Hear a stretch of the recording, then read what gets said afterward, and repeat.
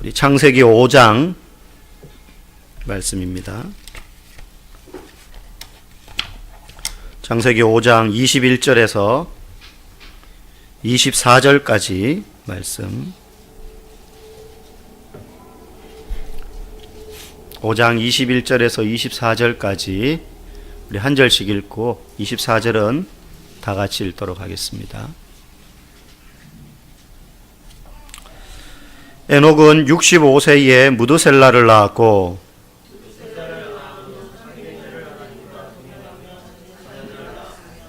그는 365세를 살았더라. 에녹이 하나님과 동행하더니 하나님이 그를 데려가심으로 세상에 있지 아니하였더라. 아멘. 하나님과의 동행이라는 제목으로 말씀 전하겠습니다. 성경에 보면 많은 인물들이 나옵니다. 어떨 때는 목사인 저도 읽다가 보면 이런 이름이 있었나 싶은 생소한 이름들도 있죠. 또 그런 경우에는 아무런 내용 없이 이름만 언급하고 지나가는 경우들이 종종 그렇습니다. 그런데 그 많은 인물들 가운데에 오늘 우리가 잠깐 살펴볼 인물인 이 에녹, 그리고 여러분 엘리야 아시죠? 엘리야 선지자. 이 두 사람의 공통점이 있습니다. 시대도 다르고 지역도 다르고 직업도 다르고 다 다르지만 이 두 사람의 공통점이 뭘까요? 아시는 분은 손을 들지 마시고 저한테 윙크를 하나 날려주십시오. 주일학교 수준의 문제입니다. 참고로. 아시는 분은 아실 겁니다. 다. 이 두 사람은 성경의 그 수많은 하나님의 사람들 중에 유일하게 죽음을 보지 않고 하늘로 승천한 사람입니다. 죽지 않고 산채로 하나님이 그들을 데리고 가셨어요. 엘리야 선지자는 우리가 너무 잘 아는 유명한 선지자죠. 엘리야 선지자가 한 많은 사역들이 있지만 그 가운데서 다른 거는 잘 모른다 하더라도 갈멜산이라는 산에서 그 당시에 온 이스라엘이 왕부터 왕비 온 백성이 바알이라는 우상과 아세라라는 우상을 섬기던 중에 이 아합 혼자 이 바알과 아세라의 선지자 850명과 갈멜산에서 제단을 쌓아놓고 거기에 제물을 올리고 물을 부어서 하늘에서 불이 내려서 불을 임하게 하는 신이 참 신임을 대결해보자, 겨루어보자, 그런 영적 대결을 한판 벌였던 사건, 아마 여러분들 한 번쯤 들어보신 기억이 있으실 겁니다. 그 외에도 엘리야 선지자는 많은 사역들을 감당했고, 선지자 중에 선지자, 이사야, 예레미야, 엘리야 이러면 우리가 딱 기억나는 그 사람들 선지자지 생각날 정도로 유명한 사람들입니다. 그런데 오늘의 주인공인 이 에녹, 아마 에녹에 대해서는 여러분들이 한 번쯤 들어본 이름인 것은 기억나겠지만 무슨 일을 했는지, 이 사람이 직업이 무엇이었는지 잘 모르실 거예요. 그럴 수밖에 없는 이유는 성경에 이 사람에 대한 기록이 거의 없기 때문입니다. 양을 치는 목자였는지, 장사를 하는 상인이었는지, 선지자였는지, 농부였는지, 왕이었는지 분명한 건 이 모든 것들에 대해서 성경은 언급하고 있지 않다는 거예요. 그런데 오늘 우리가 읽은 이 21절에서 24절까지의 내용에서 알 수 있는 건 눈을 씻고 찾아볼 때 딱 두 개가 드러납니다. 하나는 자녀를 낳았다는 겁니다. 65세에 누구를 낳았다고 해요? 무드셀라. 무드셀라 들어봤죠? 무슨 노래도 있잖아요. 하여튼 많이 오래 사는, 장수하는 사람들, 짐승들 이름 쭉 말할 때 무드셀라도 들어가더라고요. 사람들이, 성경은 몰라도 무드셀라는 많이 들었나 봐요. 969살까지 살았던. 이 무드셀라의 아버지가 에녹입니다. 근데 무드셀라는 중요한 게 아니고 지금, 에녹이 65세에 아들을 낳고, 이제 하나가 아들을 낳은 거예요. 자녀를 낳은 거예요. 근데 무드셀라만 낳은 게 아니라 그 이후에 300년간 계속해서 자녀를 낳았다 이거예요. 그러니까 자녀 낳은 거 하나, 이 에녹에 대해서 성경이 말하는 것. 그리고 또 하나는 300년간 무드셀라를 낳고 난 다음에 오늘 본문에 보니까 그가 하나님과 동행했다 그래요. 그러니까 두 가지죠. 자녀를 낳은 거. 자녀를 낳은 거, 자식을 낳은 건 사실은 특별한 게 아닙니다. 성경에 에녹만 자녀를 낳은 게 아니고 무드셀라를 낳았다고 하지만 무드셀라만큼 오래 살았던 사람들이 그때 또 많았고, 자녀를 낳는 것은 자연스러운 일입니다. 결혼을 한 사람이라면. 근데 자녀를 낳았다는 게 특별한 일이어서 여기 언급된 건 아닌 것 같아요. 그 앞에도 보면 계속 누가 누구를 낳고 그 이후에도 낳은 이야기가 계속 나오고 그 가운데 그냥 에녹이 무드셀라를 낳고 300년간 계속해서 자녀 낳았다 이러는 거거든요. 이제 한 가지 남은 게 뭐냐면 하나님이 그가 하나님과 300년간 무드셀라 낳은 이후에 계속해서 동행했다는 겁니다. 그런데 하나님과 동행했다라고만 말을 하지 그가 하나님과 동행을 하면서 뭘 했는지가 하나도 성경에 나오지 않아요. 영어에 보면은 하나님과 동행했다는 말을 하나님과 함께 걸었다 이렇게 표현하고 있거든요. 하나님과 더불어 걸었다. 그런데 그가 하나님과 함께 걸었다는데 동행했다는데 무슨 그가 질병에 걸렸는데 하나님과 함께 동행함으로 병이 나았다든지 아니면 누구를 고쳤다든지 죽어가는 사람을 살렸다든지 뭐 그런 기록이 전혀 없어요. 그리고 이 무드셀라 이 에녹의 기록 앞에 보면 우리는 5장을 봤지만 그 앞에 4장이 나오는데 4장 중반부에 보면 누구의 족보가 나오냐면 가인의 후손 이야기가 나옵니다. 근데 이 가인의 후손은 아벨을 죽이는 범죄를 하고 난 다음에 이 가인은 하나님을 떠나 사는 사람이 됩니다. 그래서 그 가인의 후손들은 하나님을 모른 채 살아가요. 이 에녹이 하나님과 동행하면서 자기의 형제와 같은 가인의 가문에 가서 뭐 여호와 이름을 다시 부르라고 선포를 했다든지 그런 것도 전혀 없습니다. 그러면 오늘 저와 여러분들이 살펴볼 것은 도대체 하나님과 동행했다는 이 에녹, 하나님과 어떻게 동행했다는 것인가? 우리도 하나님과 동행해야 된다. 하나님 우리와 함께 하십니다. 이런 이야기들 많이 하고 그렇게 믿고 삽니다. 그런데 구체적으로 하나님과 동행한다는 게 뭐냐 하는 거예요.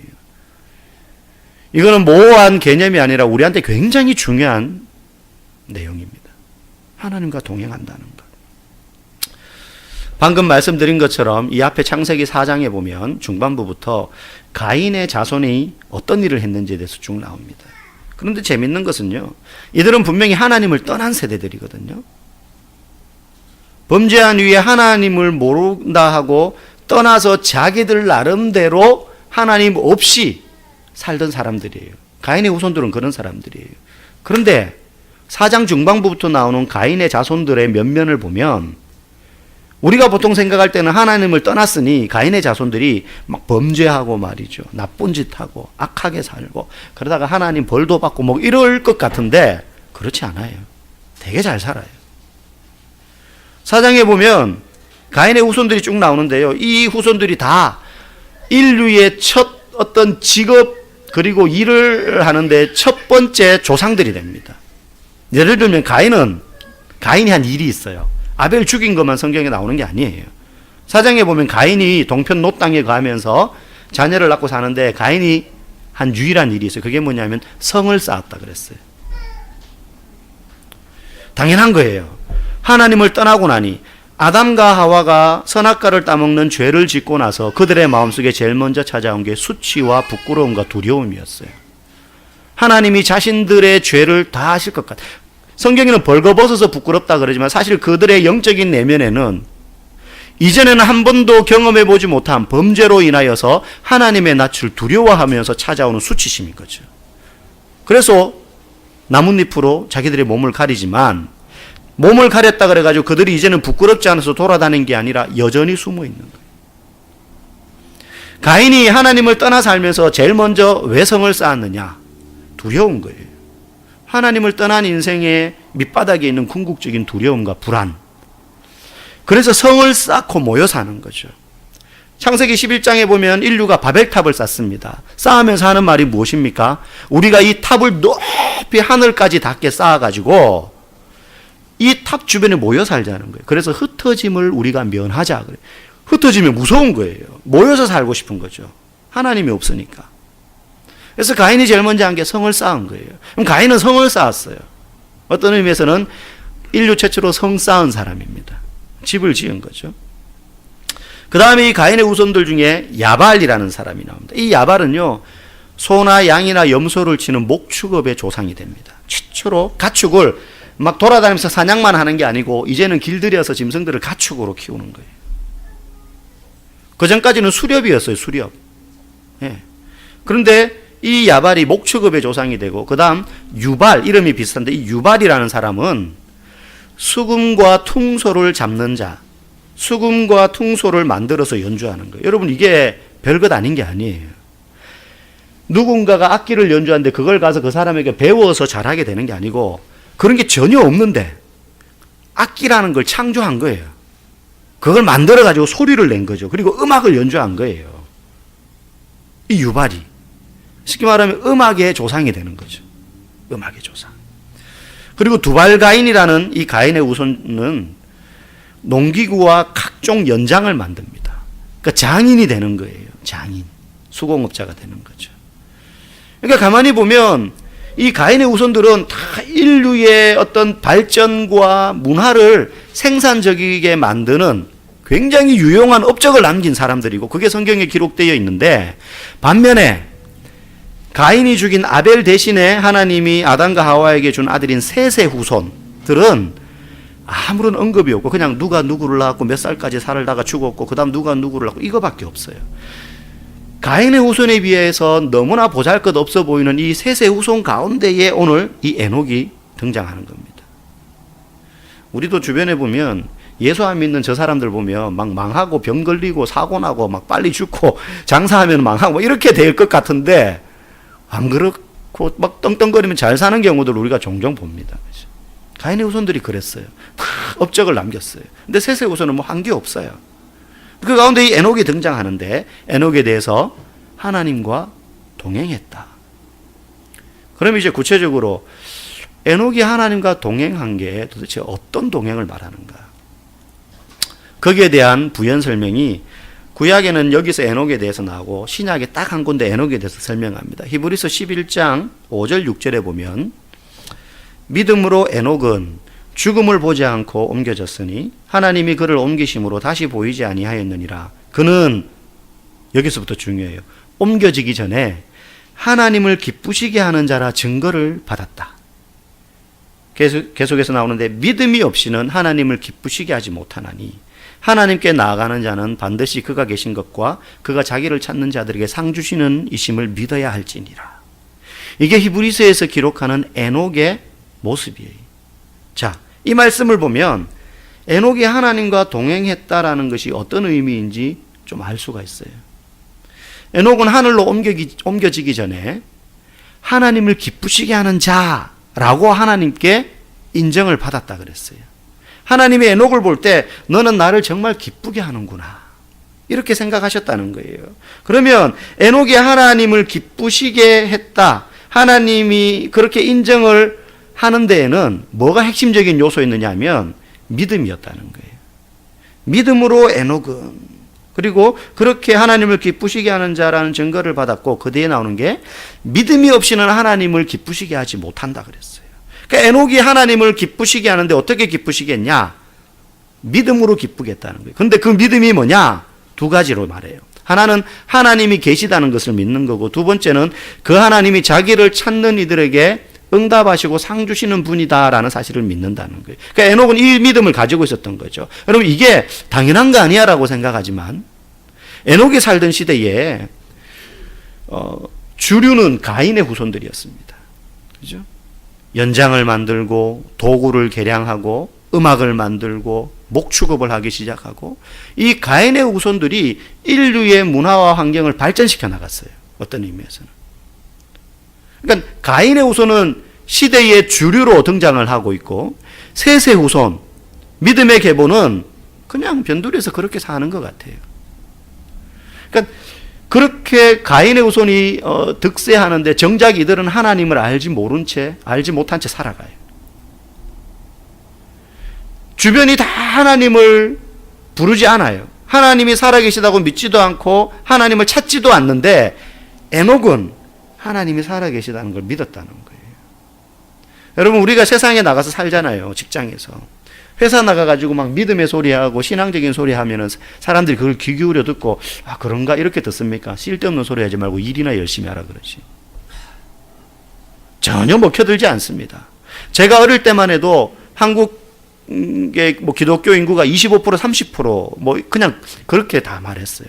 그러니까 10명에 서너 명은 예수 믿는 사람. 그죠? 지금도 저기 전라도 쪽으로 가면 군산이나 목포 이런 데로 가면은 35% 이상 됩니다. 기독교인 비율이. 근데 경상도 쪽으로 가면 10% 미만도 안 되는 거예요.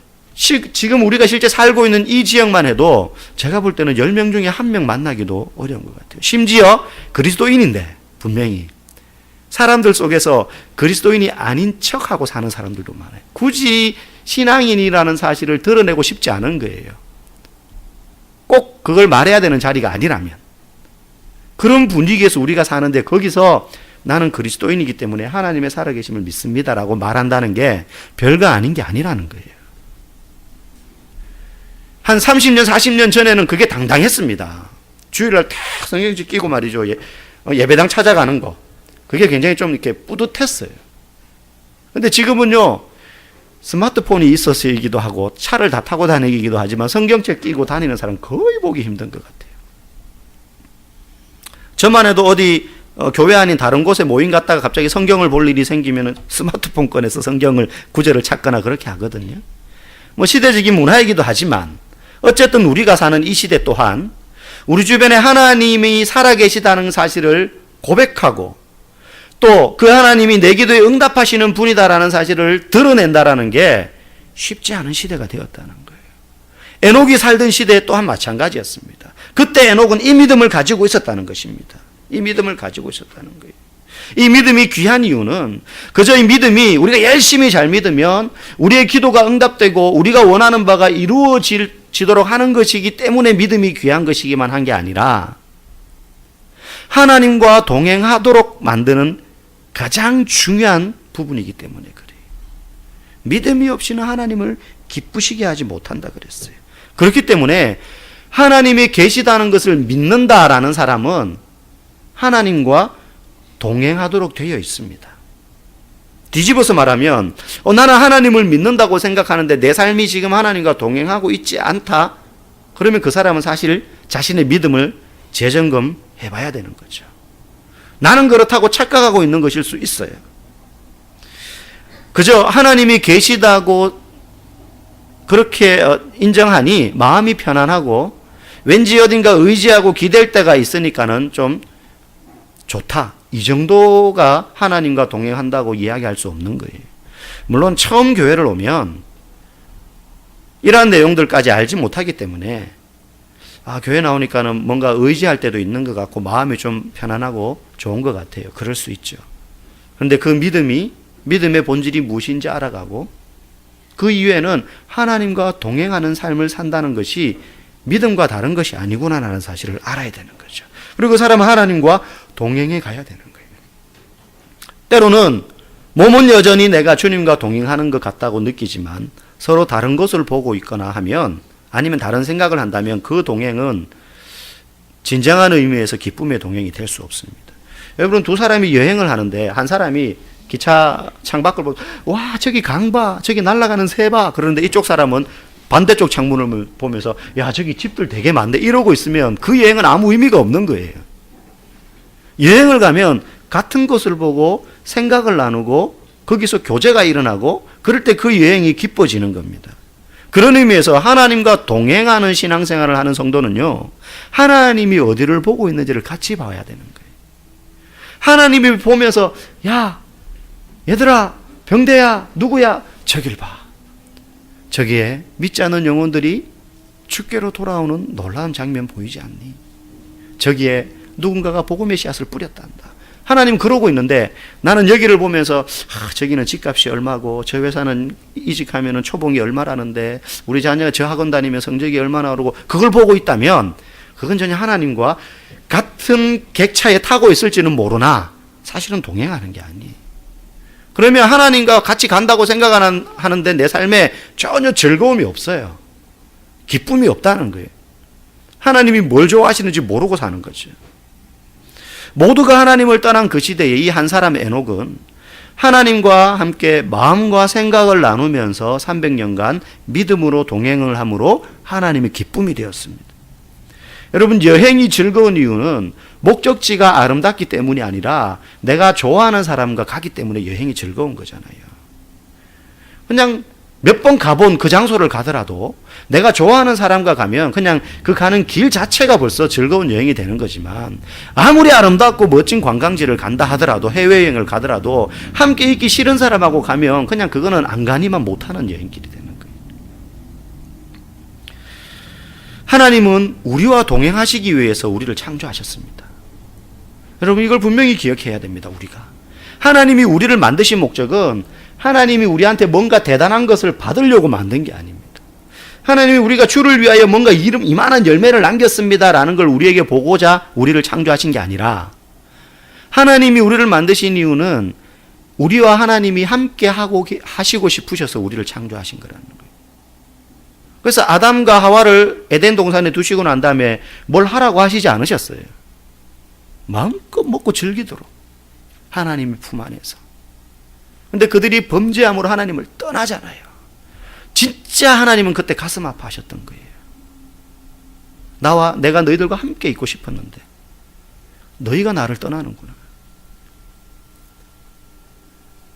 여러분, 이사야서에 보면 정말 제가 깜짝 놀라는 구절이 있었어요.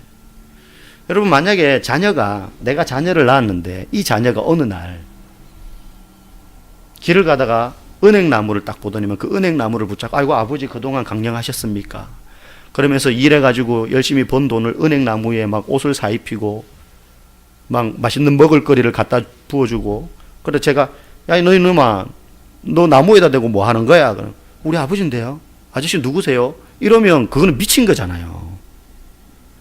그거 미친 거잖아요. 제정신이 아닌 거죠. 두드려 패서라도 제정신으로 돌아오게 만들어야 되는 거죠. 이사야서에 보면 그 구절이 나와요. 너희가 아버지인 나를 버리고 돌과 나무를 부모로 섬겼다 그래요.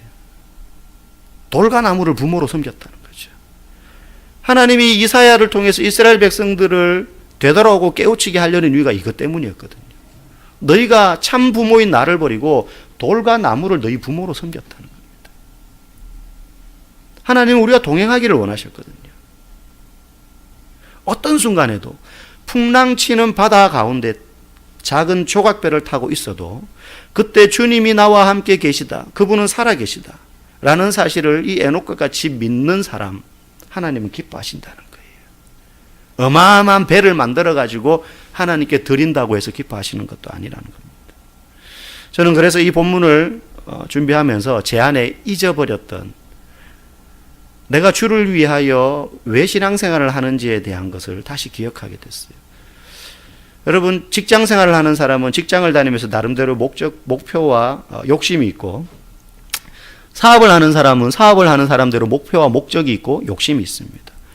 목회자는 목회자대로 욕심이 있어요. 목적이 있어요. 목사는 저만 해도 그래요. 뭐 다른 목회자들도 크게 다르지는 않지 않을까 싶어요.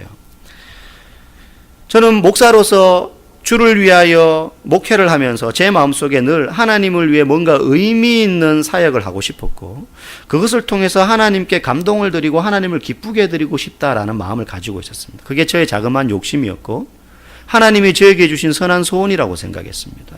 그래서 열심히 사역하면서 제 마음속에 제가 하나님 저 잘 먹고 잘 살자고 이런 일을 하는 거 아니잖아요 하는 어떤 위로도 하면서 나름대로 하나님께 뭔가 귀한 걸 드리면 참 좋겠다라는 생각을 했어요. 그게 나쁜 건 아니에요.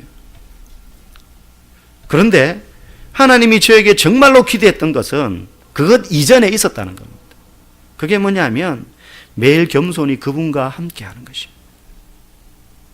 하나님은 우리에게 천천의 순양이나 만만의 강수 같은 기름 받기보다 하나님의 말씀에 순종하며 사는 삶을 우리에게 보기를 원하신다는 거예요.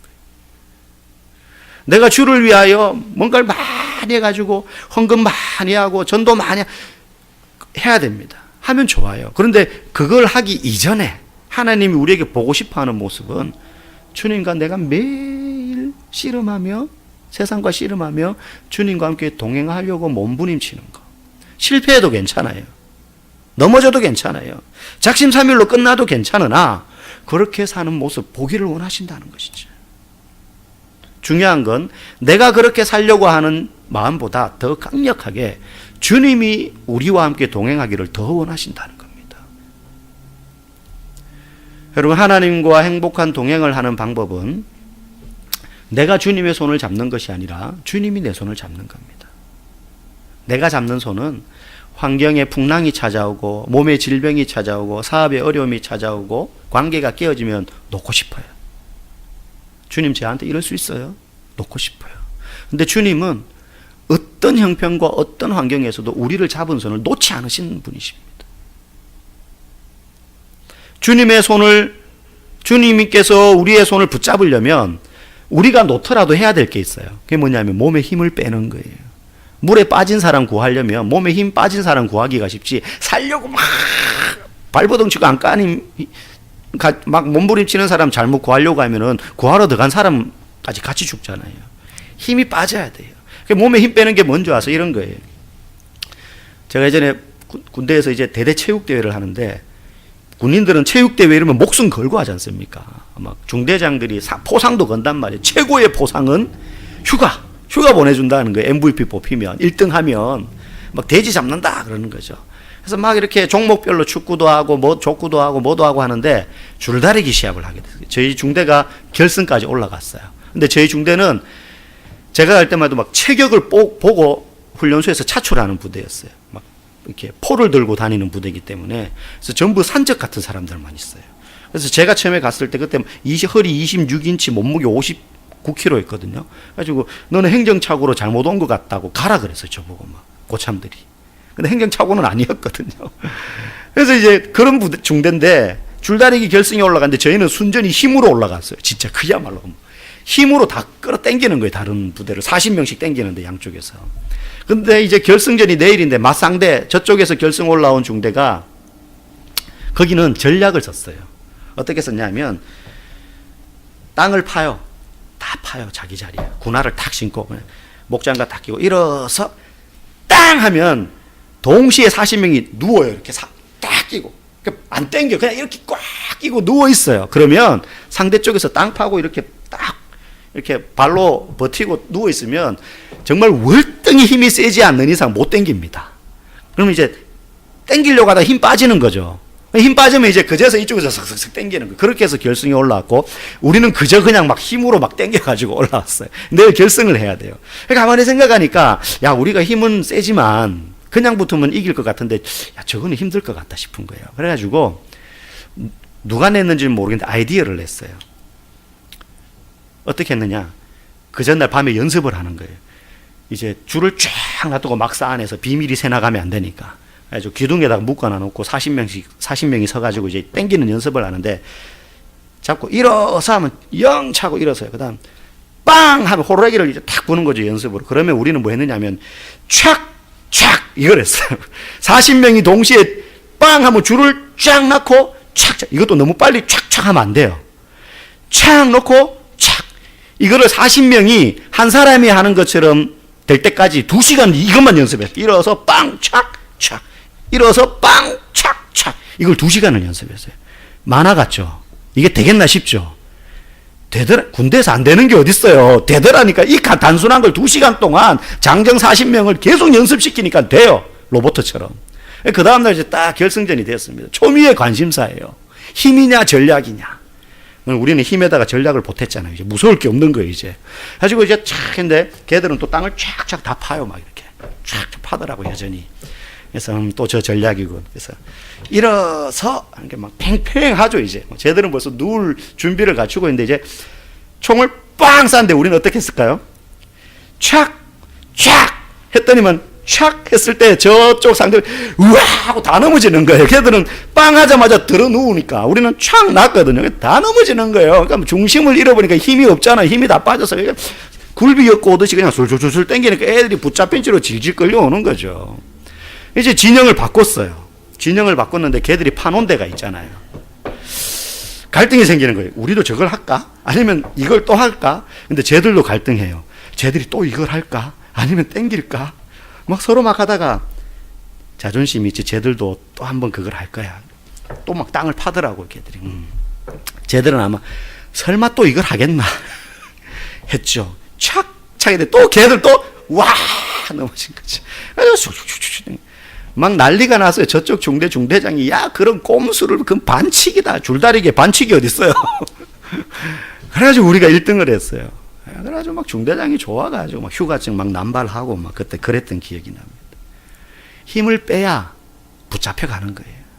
힘을 빼야 붙잡혀. 안 가려고 막 버티면 믿습니다 하는데 안 가는 거예요, 그 사람은. 주님과 동행하기 위해서 힘을 뺀다는 건 주님의 말씀 앞에 자신을 내려놓는 겁니다. 말씀 앞에. 그분의 말씀을 따라 목자의 음성을 듣는 양처럼 그 말씀과 음성을 쫓아가는 삶이에요. 그래서 주님은 우리를 향하여 양이요 목자다라고 말씀하셨어요. 양은 목자의 음성을 듣나니. 양은 목자의 음성. 주님과 동행하지 못하는 이유가 주의 음성을 들으려 하지 않고 첫째는 듣더라도 힘을 안 빼요. 말씀을 듣고 힘을 뺀다라는 건요, 말씀의 권위를 내 삶의 최우선 순위에 둔다는 겁니다.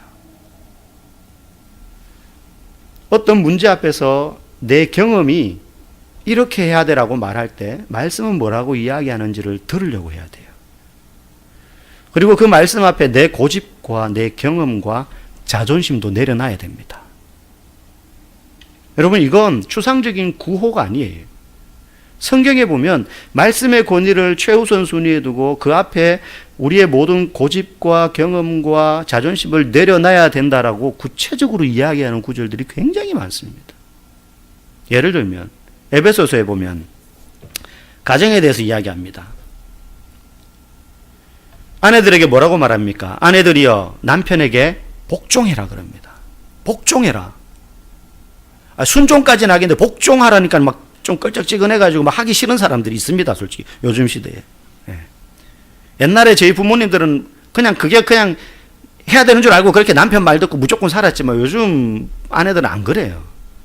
예.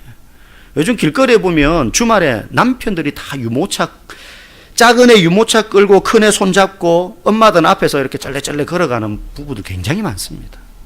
그렇게 안 하면 밥을 못 얻어 먹어요. 그런데 그런 아내들이 남편에게 복종해라. 이거는 구시대적인 사물이고 옛날 이야기지. 라고 말을 해요.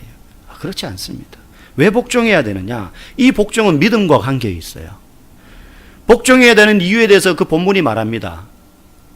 그리스도께서 교회의 머리가 되시기 때문입니다.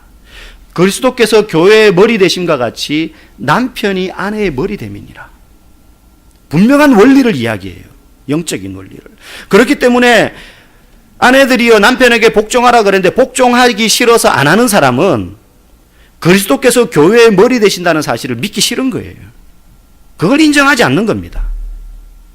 내가 그리스도께서 교회의 머리가 되신다는 사실을 믿는 사람은 그 다음에 성경이 아내들에게 남편에게 복종하라는 말씀이 실천되어야 되는, 당연히 우리가 그렇게 해야 되는 거예요. 당연히 복종해야 되는 거예요.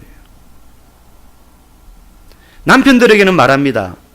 아내를 네 목숨과 같이 사랑해라. 보기에 무슨 이뻐 보이는 구석이 있어야지 목숨은 둘째치고 사랑이라도 하죠. 혹시 그런 분들이 있습니까? 뭐 김태희나 송혜교 정도 되면 목숨 내놓을까 한번 고민해 보겠는데 전혀 그거하고는 거리가 멀고. 그런데 성경은 뭐라 그래요? 왜 목숨같이 사랑하라 그럽니까? 그리스도께서 교회를 위하여 목숨을 버리셨기 때문에. 아내를 사랑하지 않는 사람은, 자기 목숨처럼 사랑하지 않는 사람은 그리스도께서 우리를 위하여 목숨 버리셨다는 사실을 인정하지 않는 거예요.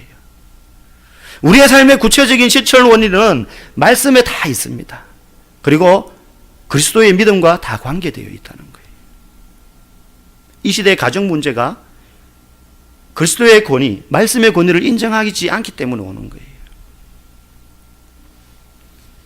배알이 뒤틀리고 듣기 싫어도 해야 됩니다. 읽고 알고도 그렇게 순종하지 않는다면 그 사람은 아직까지 몸에 힘이 잔뜩 들어가 있어가지고 주님이 나를 붙잡고 이끌어 가려고 그러는데 땅 파고 이래가지고 버티고 있는 거예요. 교회는 여전히 나오는데 버티고 있는 거죠. 실패할 수 있습니다. 말씀의 자리로 내려와서 그 아래에서 순종하려고 하다가 작심삼일로 끝날 수 있고요. 그러다가 목자의 품을 잠시 떠날 수도 있습니다. 그래서 엉뚱한 길로 혼자 딴 길로 갈 수 있어요. 하지만 우리의 목자 되신 예수님은 그 양떼를 두고서 그 한 마리 잃어버린 양을 찾으러 온 산과 들로 헤매는 참된 목자이시기 때문에 우리가 주의 말씀대로 살려고 하다가 때로는 내 고집과 자존심 때문에 포기하지 못한 내 경험 때문에 실패하더라도 낙심하지 않을 것은 내가 주님과 동행하려고 하는 마음의 크기보다 주님께서 우리와 동행하시고자 하시는 마음의 열정의 크기가 훨씬 크기 때문입니다. 자기 독생자 아들을 죽이면서까지 우리와 동행하기를 원하셨던, 예수님이 만약에 우리와 동행하시려는 게 목적이 아니었으면 십자가에서 죽으시고 난 다음에 부활하시고 난 다음에 어떻게 하시면 되느냐 하면 이제 너네가 알아서 살아. 내가 너네 구원까지 시켜줬으니 이제 너네가 알아서 살아라. 나 할 거 다 했어. 동행하지 않으시면 돼요. 그런데 그 예수님은 성령을 보내셔서 우리와 동행하십니다. 지금도.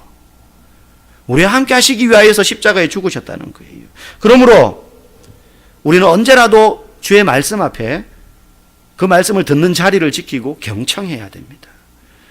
여러분, 우리에게 가장 선하고 좋은 것, 성경은 이미 말하고 있어요. 미가서 6장 8절에 보면 사람아, 주께서 너희에게 선한 것이 무엇임을 네게 보이셨나니, 여호와께서 네게 구하는 것은, 하나님이 우리에게 정말로 보고 싶어 하시는 것은 오직 정의를 행하며 인자를 사랑하며 겸손하게 네 하나님과 함께 동행하는 것이니라. 하나님 우리한테 정말로 보고 싶어 하는 건, 내가 날마다 실패할지언정 오늘 실패했으면 주님 내일 내가 다시 시작하겠습니다. 말씀 앞에 내 모든 권위를 내려놓고 말씀을 경청하며 그 말씀대로 내 몸에 힘을 빼고 주님이 이끌어주시는 손을 붙잡고 따라감으로 이 시대에 아무도 그렇게 인정하지 않는 것 같은 시대일지라도 하나님의 살아계심과 하나님이 그의 이름을 부르는 자들에게 응답하시는 분이라는 사실을 내가 믿고 살겠습니다. 그게 하나님과 동행하는 사람이었고 그게 에녹의 삶이었습니다. 이제 우리가 주님과 동행하는 그 길에 힘들고 어려운 순간들이 있겠지만, 실패할 수도 있지만, 우리와 동행하시기를 우리보다 더 기뻐하시는 주님을 붙잡고 또 그분이 우리를 붙잡고 나가신다는 사실을 굳게 믿고 이 길을 함께 걸어갈 수 있기를 주님의 이름으로 간절히 소망합니다. 함께